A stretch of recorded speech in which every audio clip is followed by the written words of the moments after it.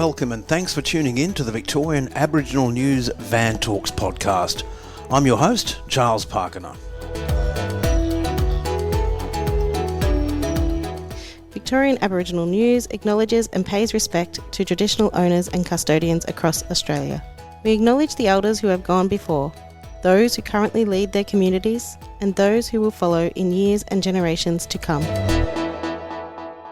On the 26th of January this year, just as in years before, local government authorities, community groups and organisations right across our country conducted events ranging from healing ceremonies and dawn services right through to celebrations full of patriotic fervour. And as we've seen previously, sentiments occasionally cross boundaries. And this was the case with a speech delivered by Professor Andrew Gunstone, a regular guest to this program, who is also the Associate Deputy Vice-Chancellor of Reconciliation at Federation University here in Melbourne and the founder of the National Centre for Reconciliation, Truth and Justice. Andrew, welcome back to Van Talks podcast. Thanks so much, Uncle Charles. Really glad to be here again. Andrew, we noticed on LinkedIn on the weekend that you had experienced a bit of an eventful time at a local Lions Club or a Lions Club down at Anglesea. Tell us a little bit about what happened when you spoke there on the 26th of January. Sure, thanks Uncle Charles. So I was invited to deliver the keynote address to the event on January the 26th. So I advised them that my talk would be on truth-telling, and I provided some information about my background, some of my publications I'd written, and some of the work I'd done in reconciliation, truth and justice over 3 decades. So just before you go on, had they invited you or did you reach out to them? No, they invited me. Okay, so obviously they knew who you are, your body of work and your role here at Reconciliation Victoria and Federation University. That's correct. I think they invited me because I'm co-chair of RecVic and also Associate DVC Reconciliation at Fed Uni. So they knew my titles and were happy to engage with me. Right, okay. So they reached out, and how long ago was this? Well, actually, they reached out back in 2022. I was unwell on January 26th last year, but they were so keen to get me, they said, let's come back the year after. So they knew I was coming on. And it's not as if you've been quiet over the past 12 months with the referendum campaign. And I think that's the key point. If they're interested in seeing what I've been doing over the last year, clearly you and I, as well as myself with other people, doing lots of events on the Voice. So that was clearly what I was very strongly advocating for last year, was the First Nations Voice Department. So they invited me to come in the morning. So I went along for the keynote address and started my speech. And I really talked about the referendum, but I made it clear I wasn't prosecuting the case because the case has been lost. Sure. Very disappointingly, but it's been lost. But what I did was, Uncle Charles, use the example of the campaign to illustrate what I think is important lessons for us to move on as a community, which is the importance of truth-telling. And I used some examples that I found in that campaign that illustrated the lack of knowledge in the wider community about key Indigenous issues.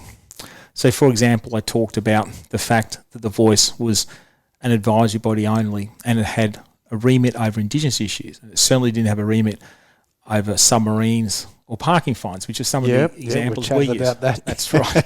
One of the other examples is that it had nothing to do with people's land. Yeah. It wasn't going to take people's land away. And so my intention, Uncle Charles, in talking about that, as I said, was not to re-prosecute the case, but was to use some examples from the campaign to illustrate to my audience the importance of all of us educating ourselves more about Indigenous issues, about Indigenous history and about Indigenous public policy. And that's part of what truth-telling is all about. So in my speech about truth-telling, I spoke a fair bit about the Voice, and then I started to speak about January 26th as the date. And so I tried to explain to the audience what is January 26th to us. And I asked... When you say us? As a people, as a country.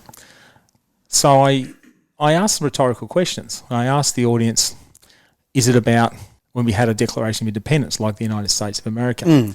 I asked, is it when we signed a treaty with Indigenous peoples like New Zealand? I asked, is it when a group of our states became a federation like India? And I used a number of what I think are quite interesting cases from around the world that are held on other countries' national days that I think are what you could call a national unifying moments, where the country comes together for a particular reason and is rightfully a date to celebrate. And I was trying to illustrate the juxtaposition between those countries, and there's many examples of this around the world and in Australia. And so I asked the rhetorical question, what does January 26th mean to us in this country? And I said, to me, it's the start of the invasion. And at that point, bedlam ensued. So invasion was the trigger word. That invasion was the trigger word. Up to that point in the presentation, was there any sign of unrest or antagonism? Well, you've done lots of speeches as well, Uncle Charles. I think, like me, you develop a bit of an insight into how your speech is going, and I think it's fair to say the audience was not engaged. I think the audience was not as engaged as some of the places we've spoken to, but they were listening respectfully. How big was the audience, just so I've got an idea? I'm never good at this, but maybe 150 people or so. It's quite so a sizable thing. 150 to 200. It's quite a lot of people. The only other actual interruption before I used that word was when I talked about the racism in the campaign. Now, you and I know there was some awful racism directed at Indigenous people in the campaign. Terrible, terrible racism. So I used some actual examples from my own knowledge of my friends and my colleagues that experienced racism in the campaign. How did that go over? Well, one of the examples is a friend of mine was flying in a plane, and he had to be moved by the flight attendant because he had people in business suits, like well-to-do businessmen, absolutely pillaring him about being Aboriginal and about the voice. And good Lord. This is a friend of mine who's in his 70s. He's an elder. So really horrifying stories, and this is in real life as well as all the social media racism. So I tried to convey the emotional toil on Indigenous people that the Voice campaign had. One person yelled out at the time, what about Marcia Langton? Now, well, what about Marcia Langton? Exactly, how do you respond to that? Well, how I responded was I assumed that he was talking about the fact that Marcia Langton was heavily criticised during the campaign for calling out racism. Marcia Langton's an absolute hero of mine. Absolutely. I think she's amazing. She's done extraordinary work over decades and decades, and I think the country goes an immeasurable debt of gratitude to her and her work. And I was appalled and disgusted in the campaign when she rightfully called out the racist attacks that were happening to Indigenous people. And some in the media, not all, but some in the media absolutely pilloried her for that. And I thought, how can you go after the messenger but not actually question the racism itself? So did you respond to that call out? What about Marcia Langton? And that's what I said. Right. I said that. And I also explained that Marcia Langton's advised Liberal governments and Labor governments. So she's advised governments for decades. So I strongly advocated for Marcia and really, I think, addressed the interaction that happened. But apart from that, nothing else apart from that. But when I said the word invasion, the crowd booed me, hissed me, screamed at me, told me to... You can say it. Piss off. Yep. And fuck off. Yep. And get off the stage. Go away. Now, you and I spoke at a lot of events together last year, and I think we both remember a couple of times... Hall's Gap, where there was some vitriolic comments said. Yeah. And that was annoying. But I never felt unsafe then. I felt very unsafe last Friday. You told me that someone actually came fair into your face and told you to piss off, shout at that. So when I was leaving the stage, I had people coming up to me quite closely and yelling piss off in my face. And at that point, I was just keen to get through the crowd because I really didn't know what was going to happen. Then I had no support. I had no one there. None of my friends were there. I was going to invite my family down, but thank goodness I didn't. Yeah. My kids wouldn't have wanted to see that. You mentioned to me, though, in the yarn we had a couple of days ago that you actually were not dragged off stage, but there was some physical contact where someone actually grabbed you by the arm and urged you somewhat urgently to get off the stage. So what happened there? Yeah, so what happened is when all this yelling and screaming happened, so when you and I had got... some interaction, some comments thrown at us at various events. We were able to keep talking our way through it, but I couldn't because the yelling was so much. So I stopped talking, and then I had a representative of the club come up to the stage, and I thought they were going to say to the crowd, hey, quieten down. He's our invited guest. He's an expert in this matter. He's driven 2 hours to speak to us. Hear him out. Yeah. But instead, he told me to stop talking. So he didn't support me, which was very disappointing. Then I said, look, can I just finish my speech? I've got some... So, Uncle Charles, I really wanted to talk about the amazing work of Europe Justice Commission and the First People's Assembly of Victoria. That's how I was going to finish the speech. And he said no, and he grabbed my arm and pulled me towards him and pulled me away from the microphone. Now, they've accused you of making it a political speech. what I'm wondering is, and let's be really frank about this and honest, was there anything political? Because it seems that people simply throw the term political at anything that deals with invasion or racism or treaty or voice. When it's not political, it's more of a social justice issue, surely. So was that the big thing? You've made it a political issue? I certainly deny that it was a political issue. I think a few points for that. Firstly, the speech that I made about truth-telling, anyone who could have read about what I have written for the last 2.5 decades, they wouldn't have been surprised that that's what I was going to say. Secondly, the word political, like the word woke, is often used to denigrate people and put them down, and to say this is being political, this is being woke, is a way to not actually engage in the subject. Thirdly, the word invasion is political in exactly the same way the word settlement is. So if you say this country was settled, or this country was invaded, or this country was colonised, they're all political words, not ones. I mean, in my view, invasion is the correct word, because in my view, invasion is what actually happened in this country. Of course. And I think that's shared by a lot of Australians. It's not a radical view. Now, I accept that people have a different view from me. I had no problem with people coming up to me after and saying, why did you use the word invasion? But to me, saying that I'm being political as a justification for shutting me down is an affront to free speech, and it's an affront to the invitation to invite me there in the first place. Andrew, you've said this is the first time you felt physically unsafe. You mentioned that we received our own fair share of heckling during the campaign, and a lot of people did. But this seems to be a rather extreme example. Now, I'm also, right now, as we're having a yarn, I'm on LinkedIn and looking at Tracy Westerman, who we both know. And she's an incredible Indigenous psychologist. And she made a post today about various comments she has received on Twitter. Now, I'm not going to read a lot of them because they're quite offensive, but things like maybe take your free degree and do something useful with it rather than race baiting and claiming to be the victim all the time. If you hate us white people so much, then how about you stop taking our money, house, clothes, food? Just go walk about with a spear and animal skins on your back. And they're the light ones, the really light ones. Do you see that the racists or those intolerant towards Aboriginal rights and Aboriginal self-determination are becoming a lot braver and more vocal since October? There's a lot in there to unpack, Uncle Charles. So first I'd like to say thanks for bringing up the appalling example of what's happening with Tracy. And I've got a huge admiration for Tracy. I think amazing she's doing woman. Exceptional work. And you're right, that was a very tame example of what's occurring. And some of the racist comments that she's copying is just appalling. And it gives me an opportunity to say, you know, what I went through on Friday was really bad. I'm very unhappy with what happened, but it's really important to note that Aboriginal and Torres Strait Islander people are going through this every day. Feelings of being marginalised, of being silenced, about not having a voice, of having racism thrown at them. That's happening to Aboriginal people and Torres Strait Islander people every day, all the time. So I think that's really important to note. In regards to your broader question about is it getting worse, I really believe it is. I think what's happened since the referendum, it's emboldened people.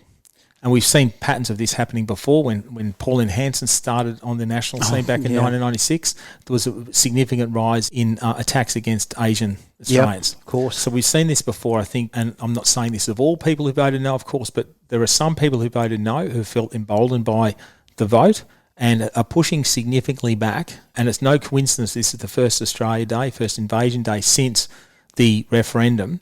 And it's from what you've seen, what I've seen, and from lots of other reports around the country that I've seen, it's been the worst in many years in terms of the racist attacks and the pushback against Indigenous rights and against truth-telling. We've seen many other examples in the last several months since the referendum loss. We've had a number of local governments across Australia have quite racist debates about whether they should keep welcomes and acknowledgements of the country. Yeah. And a number of them have actually now pulled back from doing those welcomes and acknowledgements. We've had state opposition parties, including here in Victoria, push back against Voice, Treaty and Truth. Oh, and doing it on Aboriginal Sunday as well, Yes, let's point out. Exactly. Shameful. So there's been, I think, an attempt from particularly the conservative element of our society to really push back against what they perceive to have been advances in truth-telling over the years. So I think you're right. I think there's a real concern in the community, and certainly the reactions just in to Tracy's post and to my post over the last couple of days shows there's a lot of concern. Can I just go back a little bit to that episode? I do want to note that there's a lot of people from that community who were very supportive of me. So as I finishing the story, I walked off to a lot of booing and I was quite concerned about my safety. I then walked away from the crowd and I was about to leave, but I had a number of probably 10 to 12 people who came up over the next 10 or 15 minutes and wanted to talk to me to apologise very much for the reaction of the crowd, but also the reaction of the organisers to not support me. They said you should have been allowed to continue to speak, and they wanted to hear what I was going to talk about. So I got to talk about Uruk, I got to talk about First Peoples Assembly, about treaty and voice and truth. And I took a lot of hope from that. There was a lot of support. And you were saying that you also received an email from someone who'd gone to the trouble to try and find your email address. Absolutely, Uncle Charles. I've had about 4 or 5 in the last day or so. That's great. From community members who were horrified this happened at Anglesey. So I want to emphasise Anglesey as a community I'm not criticising. I'm just criticising what happened at that event. And I think we need to learn from it to make sure we can all have more reasoned debates. I have heard so much from people who were there who really were strongly supportive of me. That gives me a lot of hope. Andrew, I just want to now talk about what needs to be done within the reconciliation movement. Reconciliation over the years has done some amazing work, the various reconciliation groups, Reconciliation Australia and Reconciliation Victoria, but obviously there needs to be a change in the way reconciliation is carried out. Over to you on that one. So, Uncle Charles, I think there's a couple of things here. I think we need to be really careful as a reconciliation movement not to make the same mistake we made 23 years ago. So back in 2000, we had 1 million people across Australia march across the bridges for reconciliation. We had 250,000 in Sydney alone. And there was this enormous support for reconciliation. And then it just dissipated. For whatever reason, we had a government at the time who refused to apologise to Indigenous peoples. We had other issues coming up. Remember the Tampa boat issue. We had a lot of other issues coming up.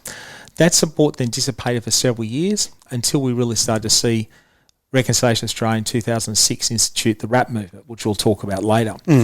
But that was a wasted opportunity. And I think whilst we lost the referendum, and that's devastating for us, we have to remember millions and millions voted for yes. And importantly, we had tens of thousands of people who campaigned actively, who did door knocking, who were active campaigners, who spoke at shopping centres, who did letterboxing. My dad, 83-year-old man, he did that as well. So we had lots of people around the country. We have to make sure they stay with the movement. A lot of them are disappearing though. Exactly. So at Reconciliation Victoria, we've been inundated with people requesting us to help them set up reconciliation groups in their own communities. I think that's fantastic, and we're certainly helping facilitate that. So one of the things I think that needs to be done is to try to capture that goodwill as fast as we can and keep that process going. But certainly reconciliation has to move beyond, and I've written about this recently, beyond performative reconciliation to be substantive.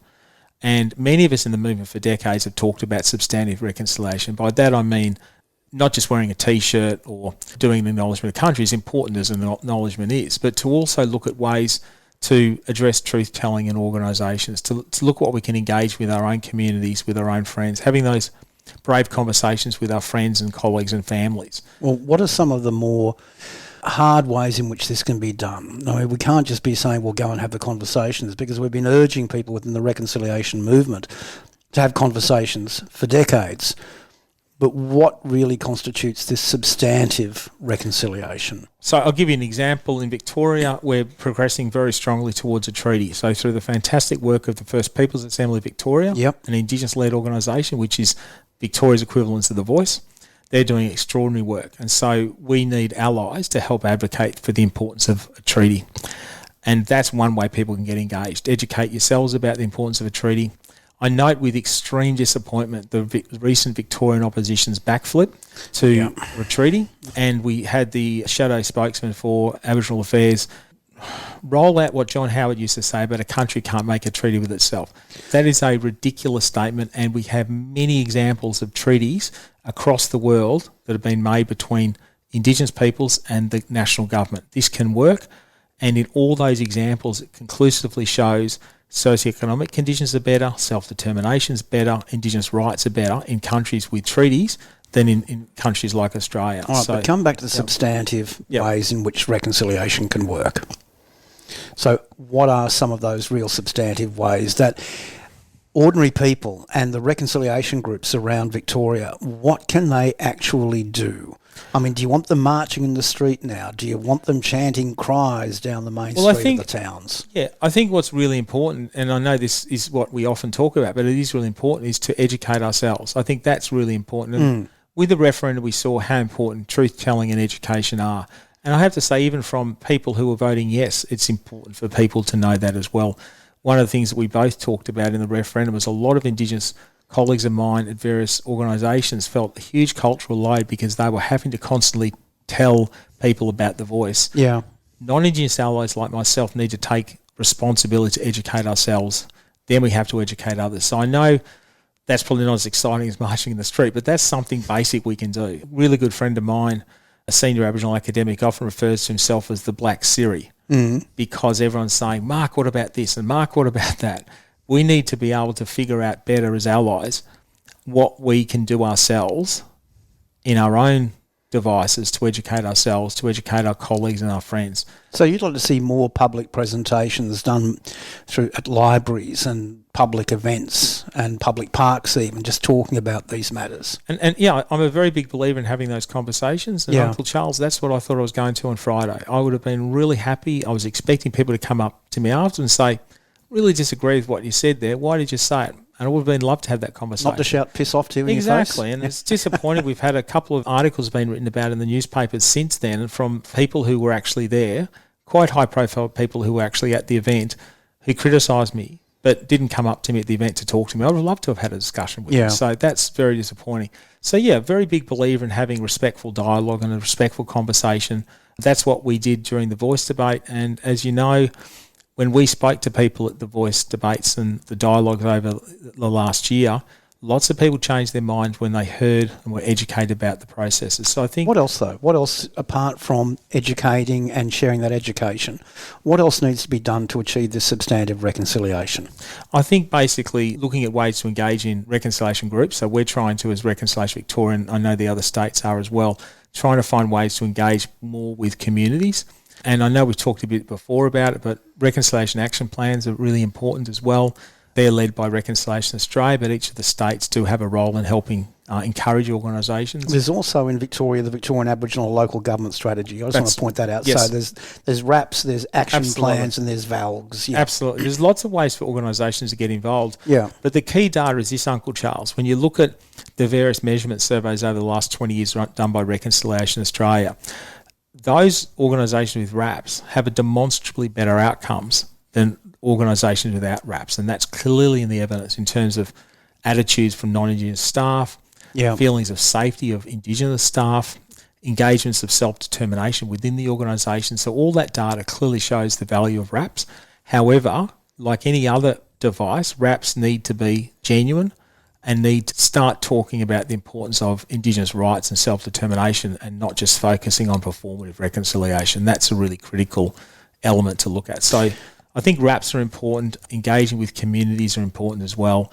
But those, I come back to it, those hard conversations people need to have. So for example, and having that bravery. So I would have loved, when I was at that event on Friday, for someone from the committee to have had the bravery to stand up to that group and say, hey, you need to let him speak, because it's not good enough to come up to me afterwards and apologise, as some of the committee members did. They needed to be brave and actually stand up at the front. And I can't help but compare how you were as a moderator compared to the moderation I had on Friday. You very clearly at the start of the events that you moderated last year carefully talk to the crowd about the importance of respect. And I think having those brave conversations is really critical whenever you're talking about truth-telling or reconciliation. The other thing people can do, particularly in Victoria, Uncle Charles, is engage with the Europe Justice Commission. So the Europe Justice Commission, which is a wonderful Indigenous-led organisation set up by the First Peoples Assembly of Victoria, is conducting Australia's first ever truth-telling inquiry. Yeah.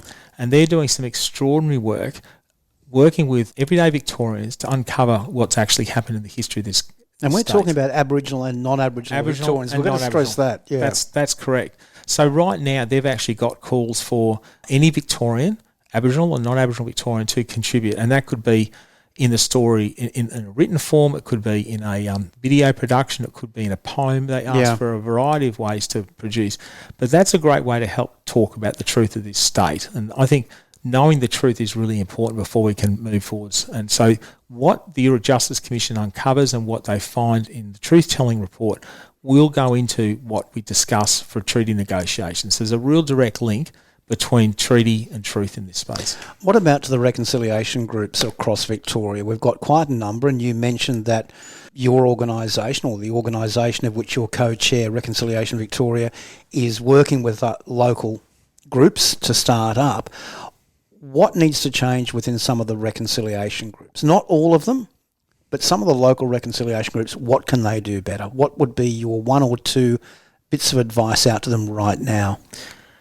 I think they need to engage more with local communities. I know a lot of them do, which is great, but not all of them. So I think it's important for local reconciliation groups to develop those strong relationships with traditional owners and to work with local community groups, and then to work together to see how non-Indigenous allies in the reconciliation space can help support local engagement. So, for example, we've had some terrific outcomes in local areas where you might have some local truth-telling being told. So you might have a monument, or you might have some stories being told, which is a great way to educate that broader local community.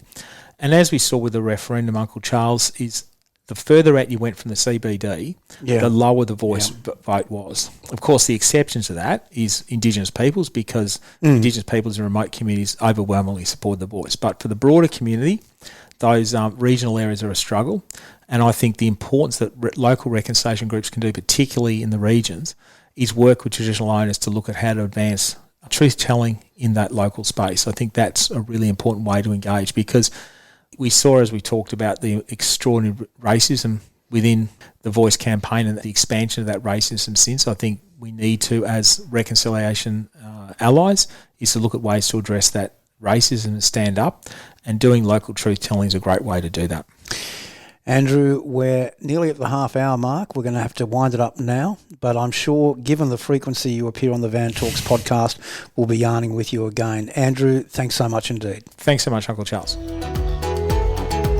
For a full transcript of this interview, visit the Victorian Aboriginal News website at vicaboriginalnews.com.au.